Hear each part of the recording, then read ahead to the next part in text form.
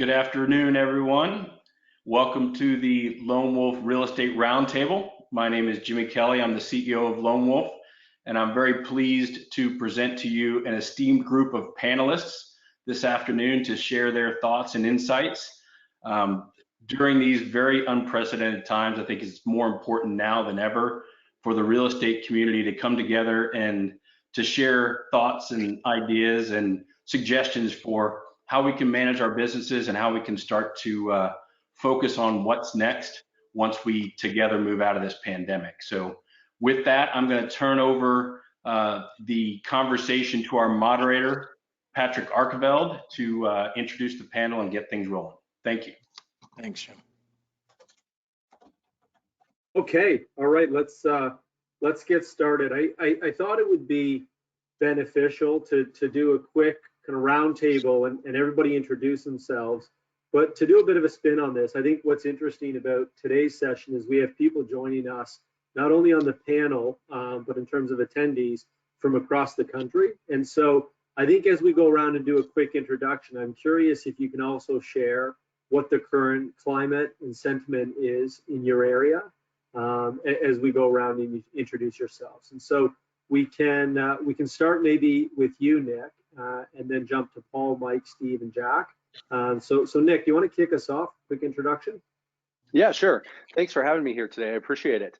So I'm Nick Bailey. I'm the Chief Customer Officer for RE/MAX World Headquarters, and leading the RE/MAX brand around the globe in 110 countries, 130,000 people. So we are seeing for the first time ever in our history the exact same thing affect the real estate market in all the countries in where we're active, and that's pretty unusual. You can have one economy and one country doing better than another in various times, but it's pretty rare to see one single thing affecting everyone. Just an overall statement of what we're seeing is interesting, and I'll focus it mainly domestic because I'm assuming that that's most of the attendees and viewers, is the variations that we're seeing across states and even from states to counties and local municipalities on certain restrictions or certain allowances. But in general, there are a couple of things that stand out. Number one, communication. In times that get tough, people can be invisible and stick their head in the sand, and those that are making sure that they're present as owners for their agents and as agents for their buyers and sellers and contacts, that's what's crucial. Communication, communication, communication. Second is the technology. That it's interesting within our industry. I had a pretty interesting comment and discussion about a week ago, and I had a brokerage owner ask me if I thought that that within technology, that the things that we're doing and offering are going to replace components of the agent. And I said, absolutely not. I have been saying for years, and even the space that I came out of and working, that the agent is today and will continue to be the most important part of a transaction, and now especially proves that. However, when you ask about the tech, will it change certain dynamics of what we do? For sure, I think there will be some permanent things that we adjust to, but if we were being super honest with ourselves within the industry, I think we're overall slow to adopt technology, and quite honestly, this technology has existed and a lot of people should have been using it a long time ago. And so it's interesting as it's become a forcing function of training. But like the others, we're obviously seeing March was strong due to a strong February launching us into March, and of course pendings and future closings going down as we progress into the end of April, May, and likely the first part of June as a whole. But that's what we're seeing for general statements across the network. That's great. Paul, do you want to jump to you next? Sure. Thank you very much for having me on. I appreciate it. I'm Paul Barron. I'm the president and broker of record for Century 21 Leading Edge Realty, which is a real estate brokerage in Canada. We're the top firm in the country, and I've served on the real estate board for the last 4 years, and also getting a different perspective from the board level in terms of how this is all being managed with the pandemic, and a lot of different things happening there. I think that what I've seen is that there really is a lot of confusion. That's what I'm seeing out there, is that people are getting answers from boards, from brokers, from MLSs, from the government. Nobody knows what's real, what's fact, what they should or shouldn't be doing. And I think it's important to let our agents know and let the people know that there's business going on. As a firm, we have 800 agents, and we're off in the last 3 weeks 50% on new business that we're doing. So we're still doing half of the business that we were doing before. So the business or the industry hasn't completely stopped, and there's a lot of people that believe it has. So I think it's important to understand that it does continue. It just continues, as Nick was saying, with new technology and new ways to go about doing business. That's great. And Steve, what are you seeing? I'm Steve Murray. I'm president of Real Trends. We've had 35 or 40 Zoom calls, conference calls in the last 3 weeks with various groups of brokers and clients of ours. And initially, it's a lot of the great unknown, because as Nick pointed out, we had a very good closing March. Pendings written in March for April were pretty decent, still up, off a little bit perhaps, but it was trying to get everybody to understand that with the restrictions that vary state to state of what agents can do, there's been a lot of interactive conversations about how do you handle those various restrictions among brokers, just having their conversations, exchanging information. I think the most positive thing is, I don't recall at any time in 44 years in the industry, so many leading brokers jumping on such kinds of calls and Zoom interaction or webinars, Google Hangouts, and spending a lot of time just asking questions and learning how should I best plan to do this, without actually anybody knowing for sure where it was going to go. I think we just realized we have a powerful new form of available communication that in any kind of market now we can reach out for each other. And Nick talked about connecting with each other to really find out what are the right things to do and the best practices. And I've been very encouraged by so many different people all being willing to look for answers and then execute those plans. That's great. Appreciate that, Steve. Mike, we'll jump to you. Thanks. I'm a local broker in the South Florida marketplace, Miami-Dade County, Fort Lauderdale, Palm Beach, what we call Southeast Florida. So we have the luxury of having some nice weather while we're going through this. I'm the president and owner of the Kai's company with my brother, and also another brand called Illustrated Properties. So what we're seeing in this marketplace, we saw fear and confusion and questioning in the early stages, what I would call pre-Easter and Passover, and we were moving fast to go virtual. And I think in deciding, shutting down, and making those decisions that we all had to make to basically exist and continue to do business. Thankfully, as we heard Nick, a lot of our infrastructure was in place. I mean, social media, communication, our back office lead generation programs, landing pages, squeeze pages. And so a lot of the structure was there, but just as Nick said, the usage wasn't necessarily there. So we think we're into phase 2 now, which is, okay, if this is the new normal temporarily, hopefully it's not the new normal forever, then how do I navigate through and do business? And what we're encouraging, just as you are, we're putting weekly stats up. There were 2,500 new listings in South Florida taken in the first 8 days of April. So, which is a shocking number when you hear it. In fact, we had some brokers when we posted this online say, and then we told them there were 600 pending deals and 1,300 closed deals for $2 billion in sales through the MLS. So getting the MLS statistics out and showing confidence. Now, like Paul mentioned, that's down from probably about 50% down from what it was, maybe even 60% down from what it was, but still a strong number. And we're seeing people do business virtually, similar to what they were doing face to face in the same method, but just using a different system. That's great. And Jack, what about you? Well, I think there's people said a lot of things that I agree with, because we've heard the same. You know, we have about 3 weeks ago, T360 kicked off a whole set of engagement initiatives for the industry, and we've had thousands of brokers and agents on webinars, and we, small group masterminds over the last 3 weeks. And I'd say once people got over the shock of like, oh, is this really happening?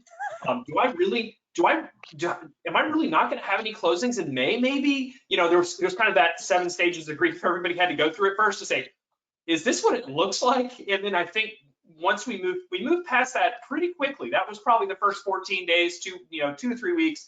And then the broker community that's connected to us got kicked into action. I mean, it became about problem solving. What do I say to my agents? What do my agents say to their clients? Do I need to add something into my contracts now? How do we do showings now? It became all this is a very tactical industry, and that once it's got a problem to grapple with it, man, we get in there. So we saw that people are getting in there, and we've had some people reach out to us for help on how to take advantage of the opportunities that they know are going to come.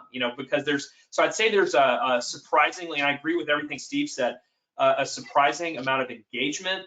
I'd say a level of optimism that, given the press of national news that we all have to digest every day, is surprising. So I think brokers and agents, the ones that we're talking to, they feel resilient. They feel like they're going to be in action, because these are not the kind of people that sit on their hands and wait for the market to just get better. They want to get in there and do something now. Yeah, absolutely. And not to state the obvious, but this pandemic has caused major disruptions to all of us, personally, professionally, to even the most normal of behaviors. Steve and Jack, you guys are talking to broker owners all day, every day. What's the biggest adjustment the industry's had to make in these past, call it, 4 or 5 weeks? Steve, maybe we'll jump to you first. 2 things. On the very positive side, the ramp up of interaction with their agents and staff, unlike anything most broker owners have done for a long time, a decade or 2 decades.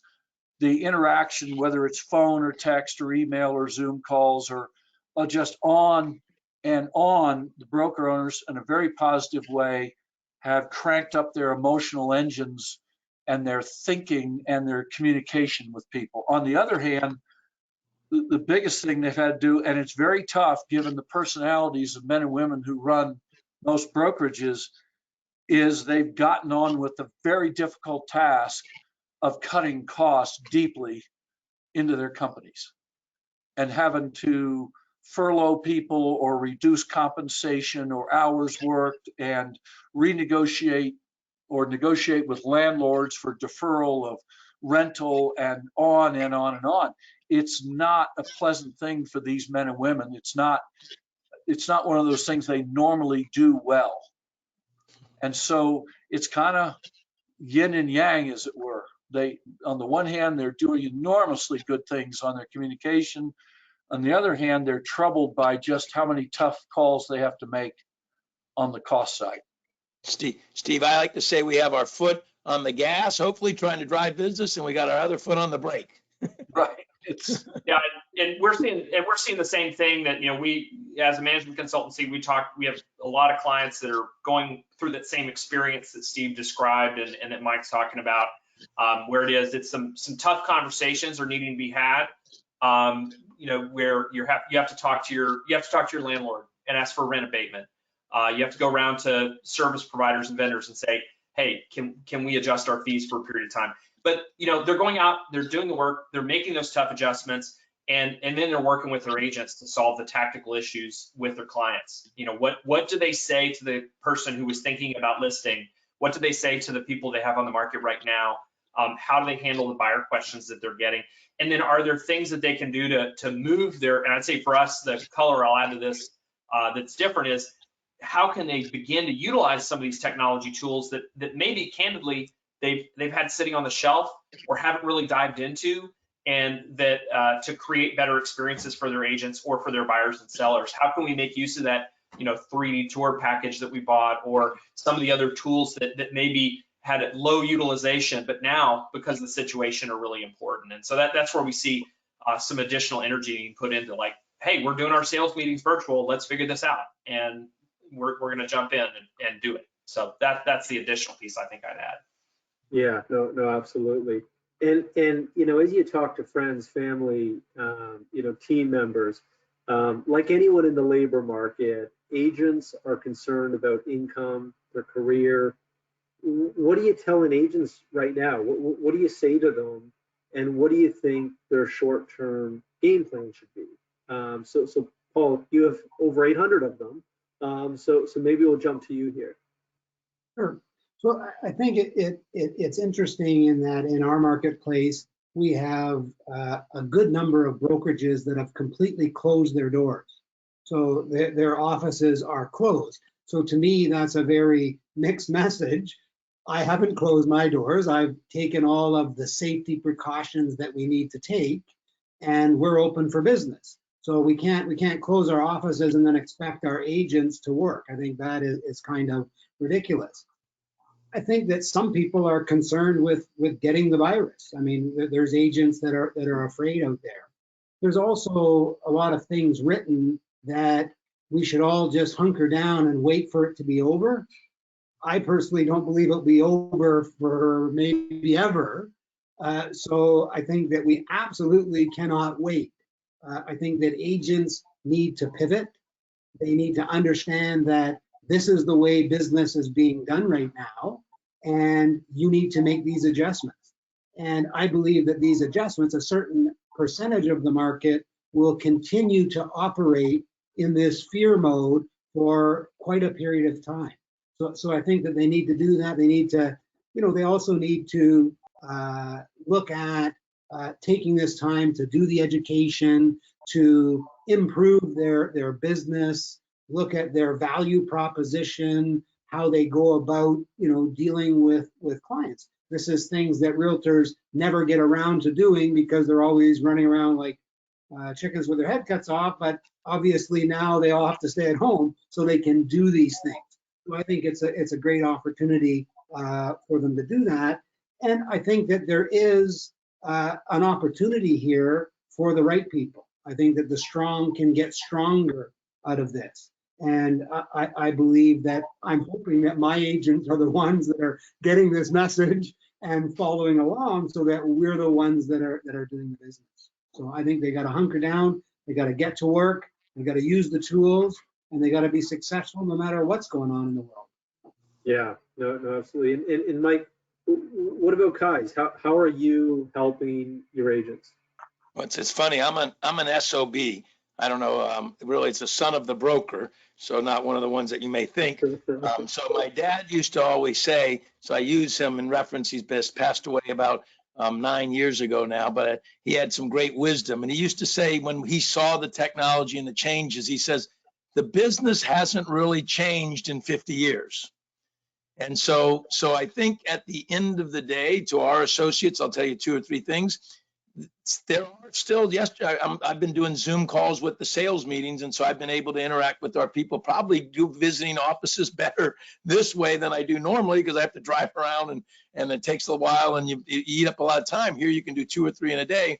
And there was a associate that just listed a property, an elderly woman. And I said, well, why did somebody list their property right now? And they said, well, it was their parents' home and parents passed away and not have anything to do with the COVID. And these are the children out of state and they want to sell their home.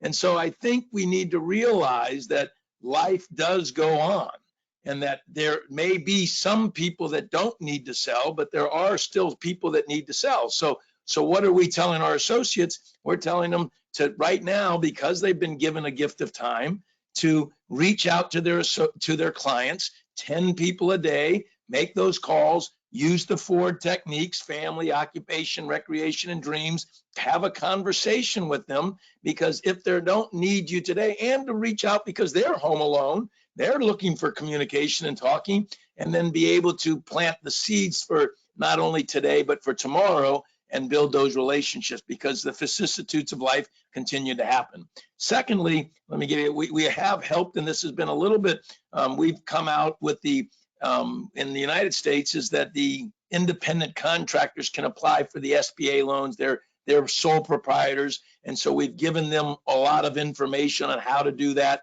The EIDL loan, which is a disaster relief loan that they can apply for. And even in Florida, although it's not up and running, they'll be able to apply for unemployment through the federal state. So we've been guiding them through this period of time. We struggled with that, whether we should help them in that regards, because we thought they may take their eye off the ball. But understanding, as you mentioned, that where's business, or next, in the next 30, or Jack had said in the next 30, 40 days, I may not have any business to come in. So we're encouraging our people to utilize the tools. We had a New York deal, $5.5 million deal that we put online, boosted it, shown in the New York Times. Guy flew down, and we sold a $5 million oceanfront home in the last week. So I think there is business, and you need to continue to do what you normally do. And we're saying 21 days of a behavior.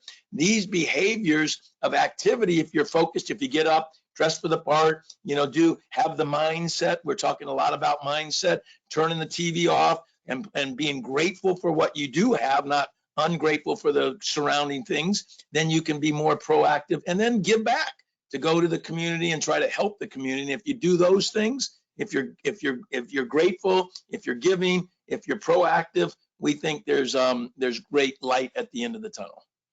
Yeah, no, absolutely. You make a good point, and Paul, you touched on at the beginning.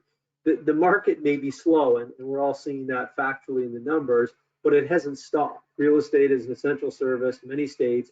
People still need homes. People, like you mentioned, this family have reasons to sell homes. What should brokerages be doing today to keep that new business coming in? And Nick, maybe we'll jump to you to kick this one off. Sure.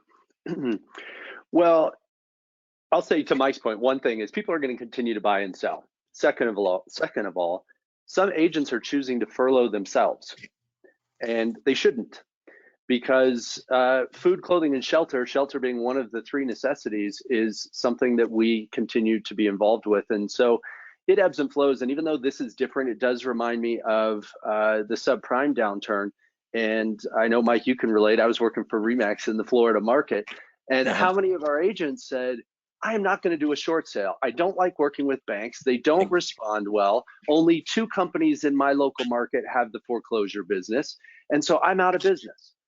And it reminded me so much of Jack Canfield. Most of you know him, great author, like books Chicken Soup for the Soul and Success Principles. And right now, it's just a couple of weeks ago, it hit me. His success principle is more important now for agents and brokers, Patrick, to your question, than ever. And it's the E plus R equals O. The event plus the response equals the outcome. We have an event. And people that don't like their outcome will likely blame the event, but the only thing they can do is change their response. And so if agents or brokers have chosen to furlough themselves, they will come out with a dry pipeline. And I agree with Paul's point that this isn't going to be all of a sudden turn the lights on, automatic, here we go. It will be a roll back into it. But I do know this, that you look at the demand for housing in the US because of the household formation demand that's happening with the millennial generation, and now the Z's coming up in the next few years. We have populations ahead of us that are bigger than even the boomers. And new construction has been slow to come out of the ground. And so there is an underlying demand for housing. Inventory has continued to be low. Most areas with a reduction of properties coming on market, it's even more stress on low inventory. And there will be a balance between job loss and demand for housing. But I do think that as we continue to roll out of this versus come out of this, that we'll continue to see a good demand. But that being said, going back to agents and brokers, it's like when I got licensed, I was 21 years old in the business, and it wasn't like I had closings 2 weeks after I started. I had to build up my contacts, figure out who wanted to buy or sell, and I had to build that pipeline in order to see my closings pay off. And I thought I was lucky. I got one closing in my first 30 days, but then I took another 60 before it started to build up again. That's the mentality I think we're dealing with, is use your sphere, use your contacts, and build your pipeline right now, because people will continue to have to buy and sell, whether they want to or have to, or maybe a blend of both. Yeah, no, absolutely. Any others have thoughts? You know, what are you I'll telling jump on brokerages? that one, Patrick. So I think that, you know, brokerages need to use all of the social media, all of the different formats to let the consumers know that you offer a safe environment to transact real estate in, because a lot of them are uncertain as to what's going to go on when they do engage. I also think that, you know, as a company, we do a lot of lead generation, and we're keeping an eye on what's happening and what the feedback is in the market by running that area. And what we find is that right now, the cost of lead generation is probably 15 to 30% lower than it used to be, because everybody else is saying, oh, I'm not going to do that. So it's a lot cheaper. We're having conversations with people right now through a company run lead gen, where people are very receptive to talk to us.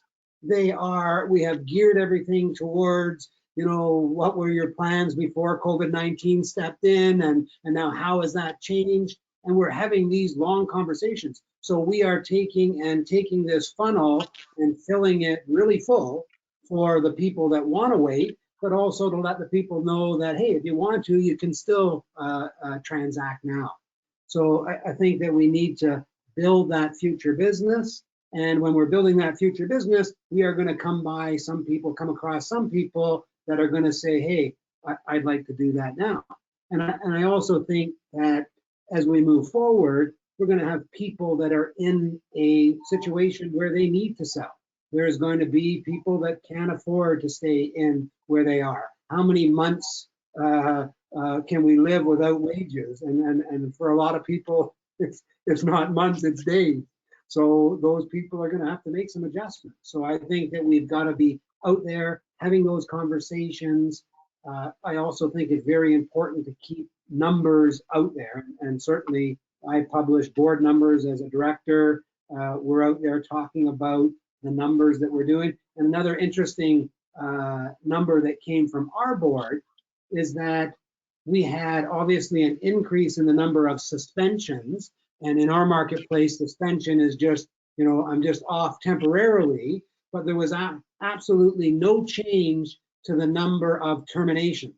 So that didn't change. So people didn't say, I'm not going to sell. They said, maybe I'm going to wait a little bit, but they certainly didn't say that they're not going to be selling. So we need to be out there. We need to be doing our stuff for sure.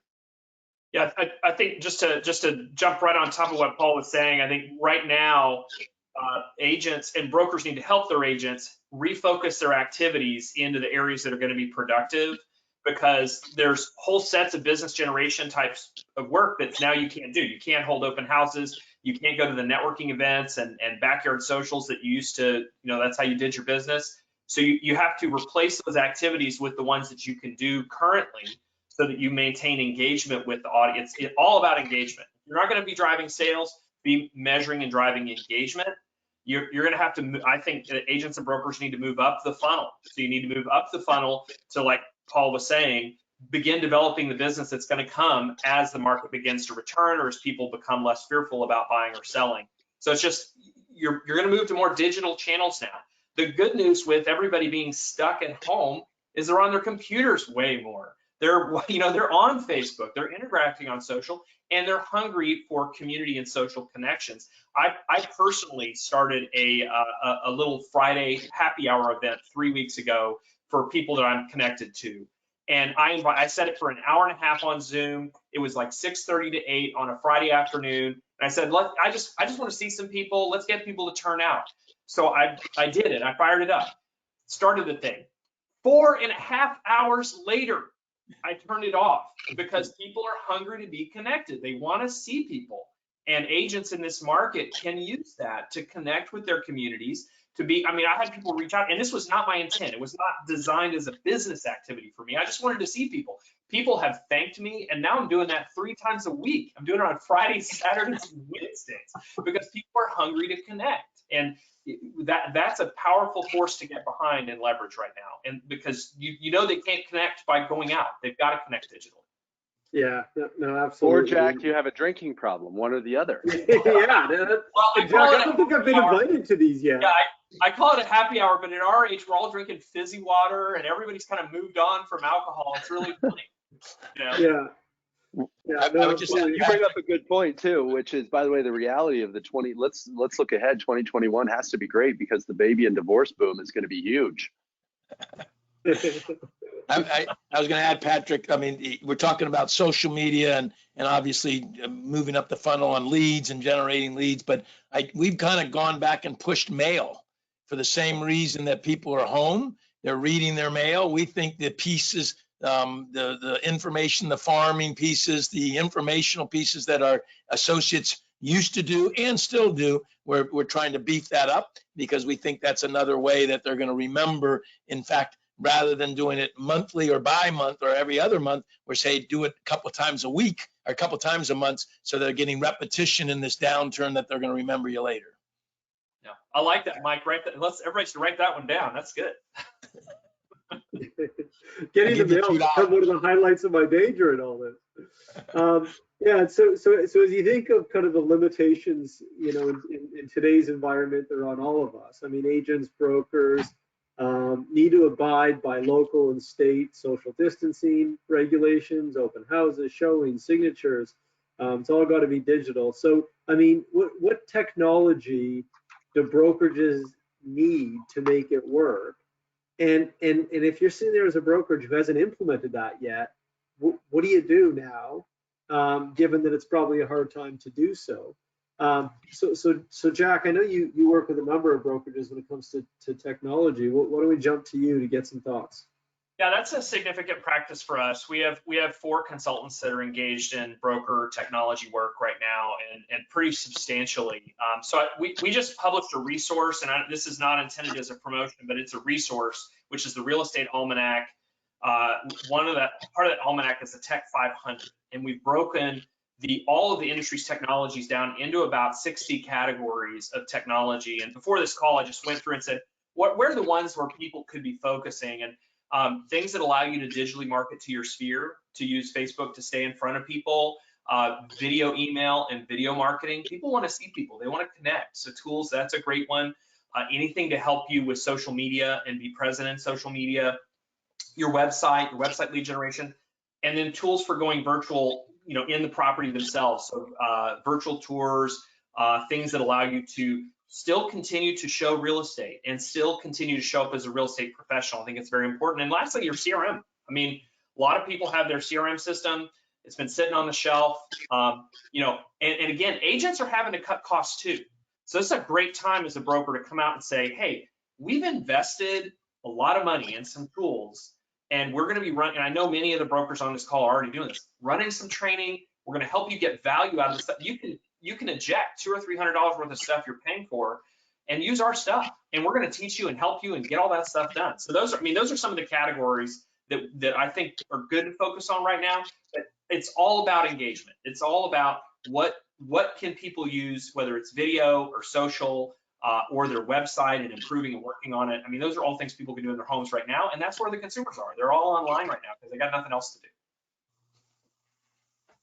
Yeah, absolutely. And Mike, what about you guys? What are you leveraging? How are you helping with adoption? I think Jack said it pretty well. I mean, obviously, the CRM that we've got has AI, has behavior management, so it'll know when people are starting to look at properties. You've got, I mean, I can list off buy side, agent icon, social pics. You know, we've got a program called KB Core, obviously, transaction desk to be able to do the deals, e-signatures. So it's all there. I think everybody has pretty much, I would hope everybody has that. Social media, be able to do the virtual tours. And now the Matterport's becoming a bigger issue because of the 3D leverage and looking at the design of the home. Although it was a little bit more expensive, it seems to be more in vogue today than it was maybe people didn't want to use it earlier. So I think you've heard it's the same tools we've had, but now they've kind of gotten steroids. I mean, they're utilized it a little bit more, and people are able to engage. So managing your database, getting it cleaned up, going to your profiles on Zillow and Realtor.com, cleaning those up, asking your clients to get reviews and to make your profile look better, having your social fingerprint, maybe doing a Google ad and working through Google's and being able to be the local expert in your marketplace. I think those are all I bought a book because I keep thinking I'm kind of an old guy like Steve, been around too long. And it said how to sell 100 homes in a year. And I thought, okay, let me see if I know anything. And I picked, and the whole book was just on social media, blogging and videoing and doing everything else and being your own self on social media, showing properties and just kind of showing your life online. But I think all of those things are being accentuated now because we have the time and we need to utilize those tools. Yeah, just as a bolt on to that, a lot of these vendors are offering special COVID pricing and deals and arrangements. I know you guys at Lone Wolf are doing some things for your customers, but we went and surveyed the market. And I put together a document of like, here's everybody that's doing something special right now, whether it's free setup, free 3 months, onboarding charges are gone, all that sort of stuff. So there's a lot of resources right Jack, now. can you negotiate our vendors to get those discounts? A few of them you said, Mike, we should connect later because we've talked to a few of those. Those are some of those are clients and some of those are companies we've done a lot of work with. So yeah. And Nick, what about it at Remax? I mean, what are you guys doing and how in terms of helping? Yeah, in terms of, I mean, you guys were kind of mid and well in flight with the rollout of some in-house technology. How are you guys treating the kind of technology category during all this? Yeah, sure. And I'll try not to repeat some of what the others said, but we have a significant approved supplier program and many have stepped up to provide different offerings to the membership, which is great. One of the challenges I think agents had was the use of actual virtual tours, true virtual tours. Now, not the photos with the funeral music, that run through in a slideshow, but a true tour that you can walk through the home. A lot of agents weren't having to use it because days on market were so low. And so now the challenge that they have is some of the sellers don't want them to come into the house to maybe do a Matterport or do something like that. Some are okay with it. One I'll mention that I think is interesting is Box Brownie, and I don't have any vested interest in this company, but if you're not familiar with them, I just did a session with them this last week on our morning show, and the idea that a homeowner can use their mobile device and take photos from the inside of their home and they get shipped off and they can actually stage them. So you've got that kitchen that's got appliances and it's a disaster, or the wall that's covered in terrible pictures, and they can actually retouch those photos and make it look as if you have staged the home, or add furniture to virtual.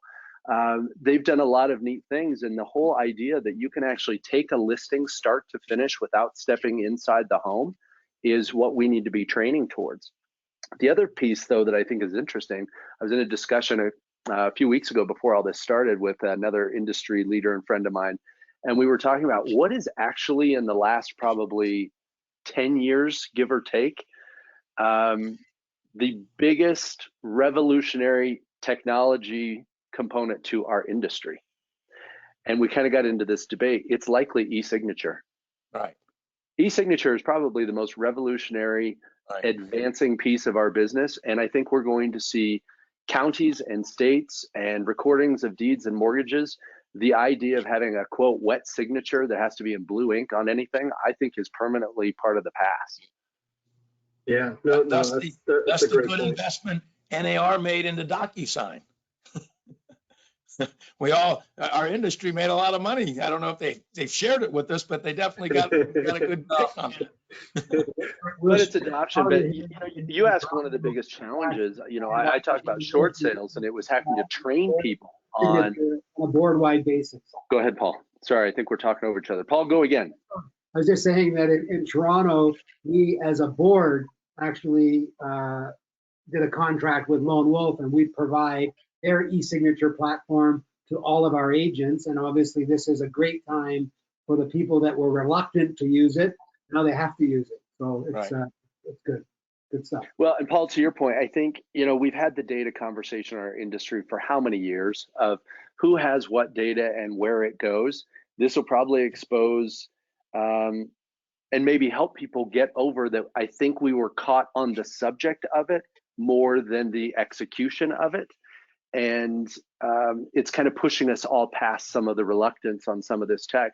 But I think the other hard part too is you asked earlier about one of the biggest challenges for brokers and owners in this is they themselves maybe haven't taken time to train up on this technology. And so it's tough for them then to train their people. And that's why training, I think, and using all these resources, and thank you for putting this together, is what people have to tap into because we've got to learn from each other. And that's how this industry has always worked. We're fierce competitors at times, but then we put our arms around each other and say, what are we doing to help the industry get better? And I'm seeing that happen every day. Yeah, it's a great point. And we've talked about, trying to kind of preserve a steady or at least a flow of new business. If we think of, from a broker's perspective, how to manage kind of bottom line, do you have any specific tips for brokers looking to manage their bottom line right now? And Steve, maybe we'll jump to you for this one and kind of what you're telling brokers as you're talking to them daily. We're telling them point blank, the main focus has got to be to preserve cash. Yeah. Now, I work with Mike. Mike and I had a private conversation, 3 weeks ago, Mike? You said, get off my butt and get going. I actually barked at one group and I said, if you guys don't hang up the phone and figure out how you're going to get through the next 90 days or so, I don't even want to hear from you in 60 days when you're out of money. I mean, it is to manage, really, at this point. On the one hand, I said earlier, you've got to get close to your people, and that takes a lot of emotional energy. It takes equally much to look at your balance sheet and look at, okay, if sales are here or here or here, do I have the cash to get through this? So we're really suggesting to our brokers, look at your balance sheet. Do you have a credit line? Did you file for PPP? All the various forms. I had a really fun conversation the other day with a broker, and they hadn't really started focusing on it. And I said, well, do you have a credit line? And she goes, well, yeah, but we haven't ever drawn from it. I said, go get it all. Move it all from the bank to your checking account, because you never know when they'll say, no, we don't want to let you do that, or something like that. Well, sure enough, she called the next day and said, I can't believe I got in one day before they were going to remove my credit line. And so it really is get on it. Now, yes, cut costs. Yes, that's part of that process. But really, it's, do I have liquidity to get through the next 90 days, which will be the toughest part of this. That's it. I'm just trying to keep it very simple for our clients. That's what our barometer is right there. Can we get through this? Yeah. Because back in the last recession, a quarter of the Real Trends 500 did not make it through from 2006 to 2010. So a quarter of the largest brokers in the country didn't make it. And it was because, by the way, they ran out of money.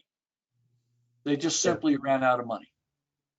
So that's what I'm doing as far as advice to brokers. Patrick, following up on that, after we talked to Steve, we basically decided to look at the year, not in the future, but just basically we had a good first quarter. I think a lot of brokers did. It was going to be the best year in the last 5 years, probably since 15. So we were excited, and it was kind of a nice run there in the beginning. And then we said, well, how much business is going to be done? And we talked to Steve about this, and we came to the conclusion that we thought we were going to be off 50% in the second quarter. We thought we were going to be off 25% in the third quarter, and we thought we'd be off 10 to 15% in the fourth quarter. If you add those 4 quarters together, it comes out to about 22, 23% down. And so we rounded up that in 2020, we were going to be off 25% from 2019. Now, I don't know, I know the business, there's no brokerage firm that I know of that's making 25% profit. You know what I mean? So you're definitely into the blood, you know, you're bleeding at that stage of the game. And then we made a plan on how we were going to address that shortfall in the next 9 months. And so we just capitalized. If we did let people go, we only counted it for 8 months, not the full year. If we furloughed or changed people for 3 months, then we added them back in. If we made price reductions, employee 20%, 25%, executives and management reductions for the next 3 to 6 months, we added that in, employees, and did all the math.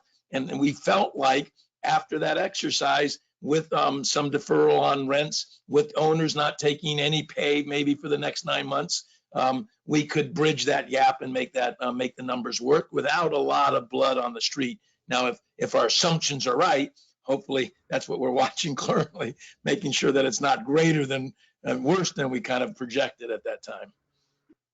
Yeah, absolutely. And so, I mean, kind of a last question I'll ask each of you before we try and take a few from people online here.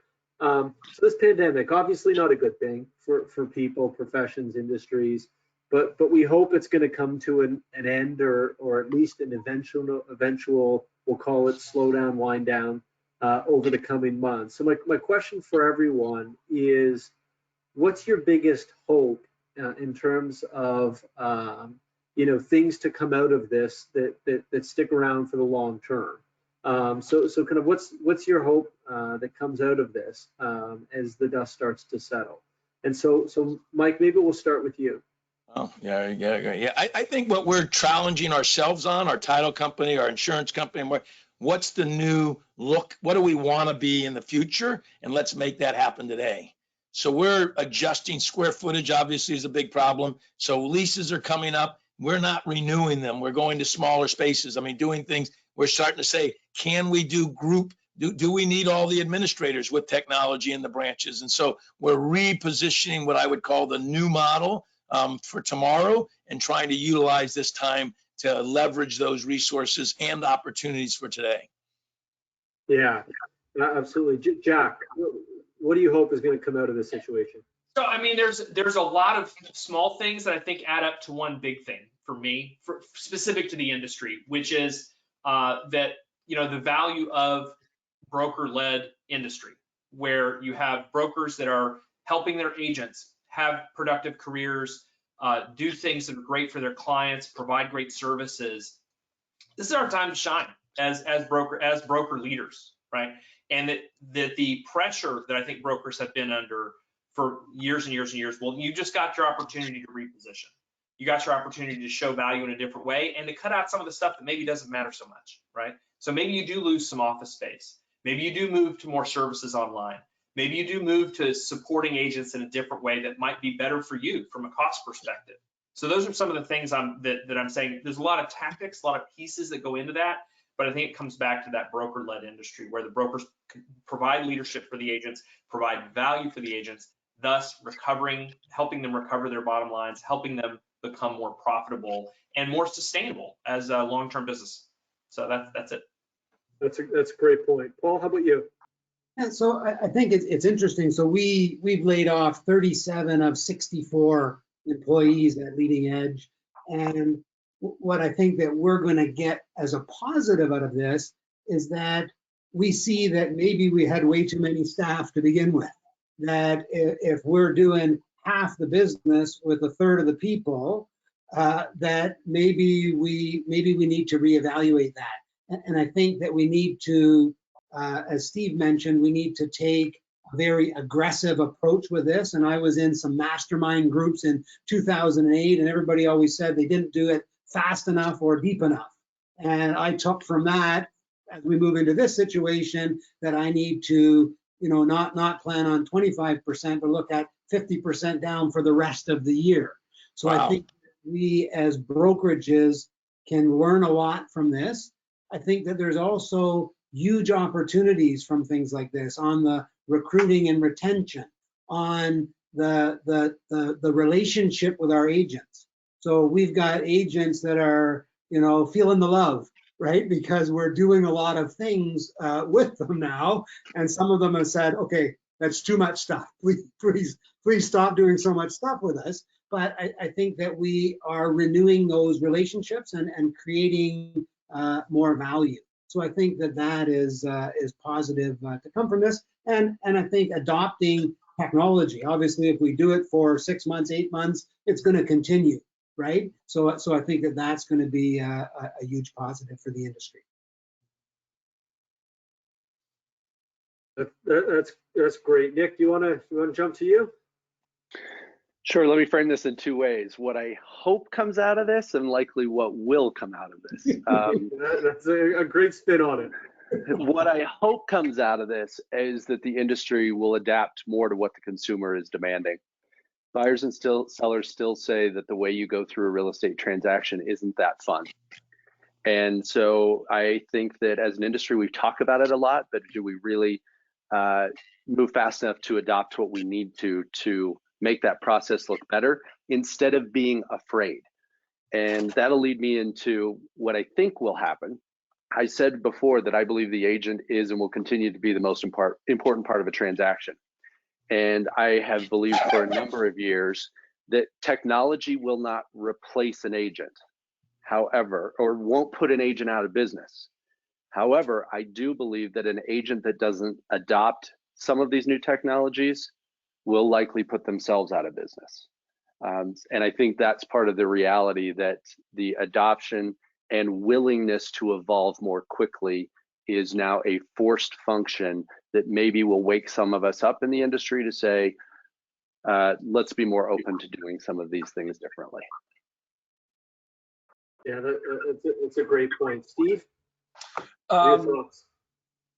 Over the last 10 years or so, since the last recession, we noted that the leaders of brokerage companies forgot how they built great brokerage companies was through relationships with their staff, their managers, and their agents. And I think they are relearning now that in fact is their greatest asset and their greatest skill. And then I think the proportion of time they allocate to communicating with constantly their agents, even when we get out of this, the allocation of that time will shift significantly to more time interacting with their people. And I think they'll end up spending less time, for instance, on drop kicking technology platforms around and thinking they got to change their CRM or their platform every 3 years because there's a new, better, shinier platform out there. I think there are great platforms. I think you get one, you build on it, you build your business around it, but you reallocate your time to your relationships with your people. And I think that's going to happen. I don't think that'll wear off quickly. Yeah, no, that's a great point for sure. So we got a couple minutes left here, and we got questions pouring in, which I want to try and touch on some of.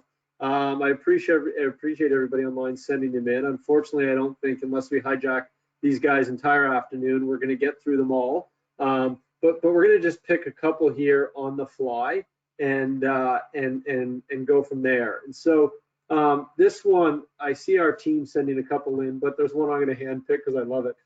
So we're a small boutique firm, not associated with any large company. Is there a source or a consultant or anything available that we can go to help us get the right tech and tools to make it through this? And so Jack, do you want to touch on that one? No pressure as a consultant. It's not intended to be a sales or promotional, but we do that all the time. I know Steve will probably comment. I mean, I have 4 people that's what they do. So if you go to t360.com, please come and talk to us. We'd be happy to help you.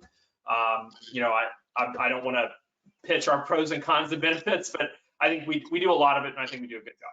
So great. No, appreciate that. Another one here that just popped up. What do you suggest for markets where real estate has not been considered an essential service? What do you do? Jeez. Cry. I mean, right, your governor. yeah, I think we are. I mean, not to say it. again, through the NAR and through FAR, my daughter happens to be the vice president of Florida Association of Realtors.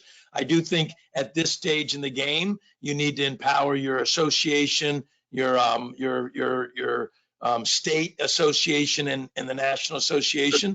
I think you can get great resources and help and leverage that. We did that with our governor. We were engaged with our mayors. We were calling up people and we're using all the leverage. And so I think if you're not politically strong, you need to then get the community to be politically strong.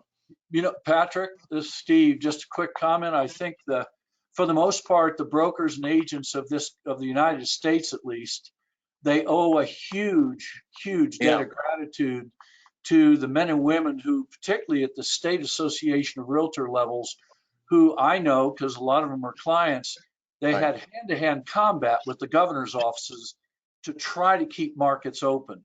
Now we know in Michigan and I think Pennsylvania, they lost, but they have not given up.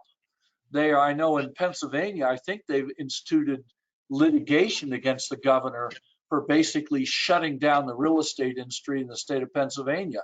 I think the whole industry owes these men and women a great thank you, because I don't think many people know just how vigorously they fought to keep the industry open at the state level.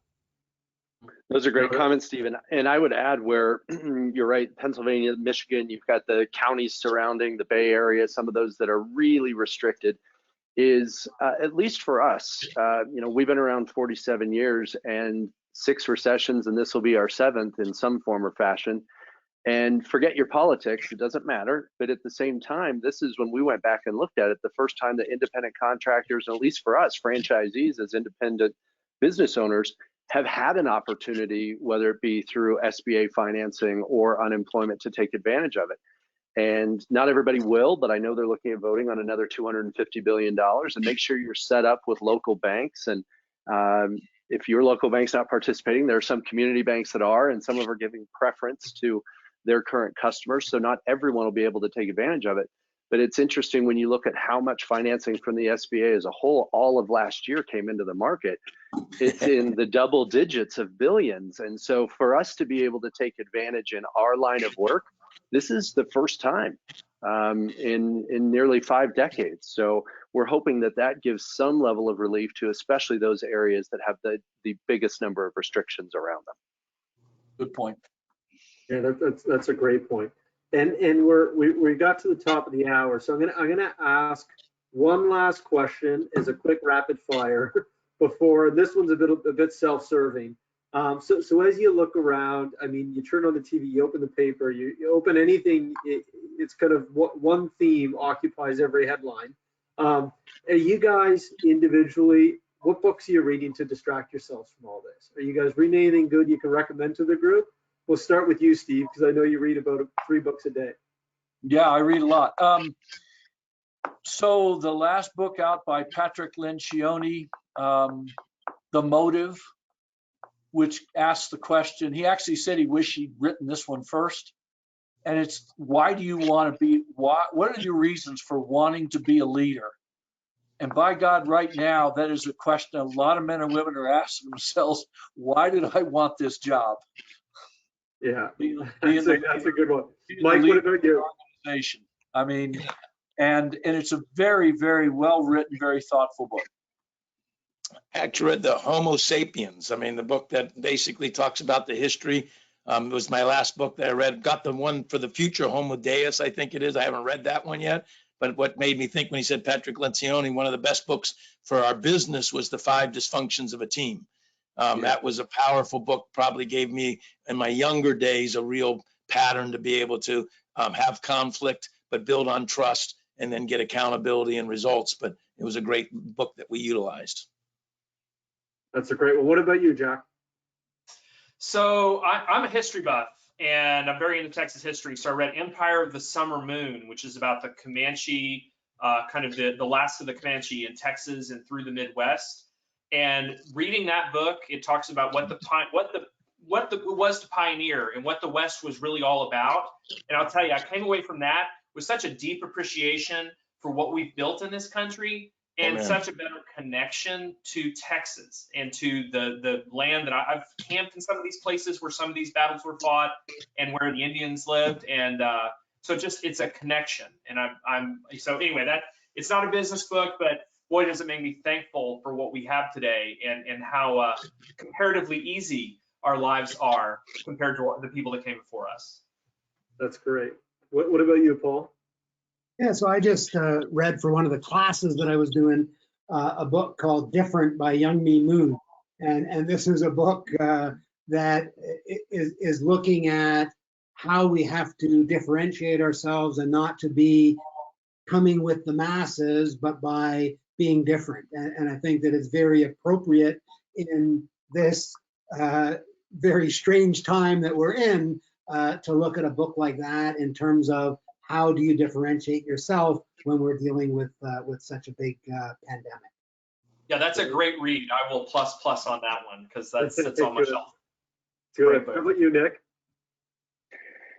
Well, I am in admiration of everyone right now that has time to read a book, because with the network our size, I barely have time to read my text. So I'm going to have to go back on the one that I quoted earlier, Success Principles by Jack Canfield, and especially at a time when we can point to the success E plus R equals O, that if you haven't seen that one, it's more applicable today than I've ever seen. Yeah, no, that's great. Well, guys, I appreciate the time today. As always, it's great to see your faces, hear your voices and your words of wisdom, now more so than I think ever before. And I know we've got a lot of very positive feedback on your guys' guidance today. So I really appreciate the time, and stay safe. Thanks, guys. Thank you. Thank you. Nice seeing you.